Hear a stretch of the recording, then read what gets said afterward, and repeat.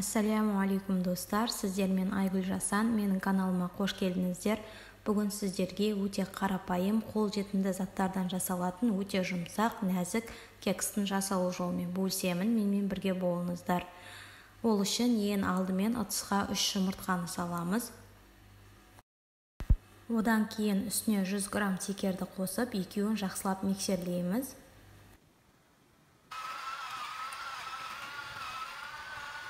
Миксерлеп болғаннан кейін үстіне қаймақты, ерітілген сары майды, өсімдік майын және де жарты шай қасық тұзды қосып, барлығын жақсылап қайтадан миксерлейміз.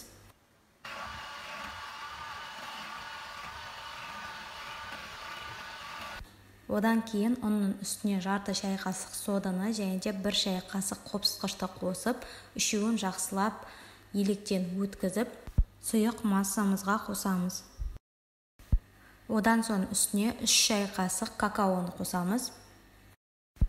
Барлық құрғақ ингредиенттерді қосып болғаннан кейін жақсылап араластырамыз, және де одан кейін мен үстіне жаңғақтарды қостым. Оны қоспасаңыздар да болады. Кекстің құрамына қажетті барлық ингредиенттерді видеоға және де видеоның астында описаниеде міндетті түрде жазып кетемін.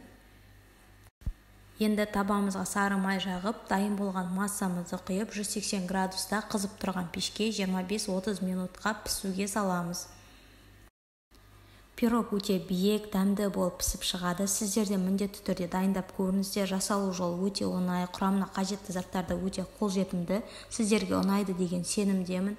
Міндетті түрде дайындап көріңіздер, және де видео ұнаған болса, лайк басып, комментарий қалдырып, міндетті түрде мен каналыма жазылуға ұмытпаңыздар.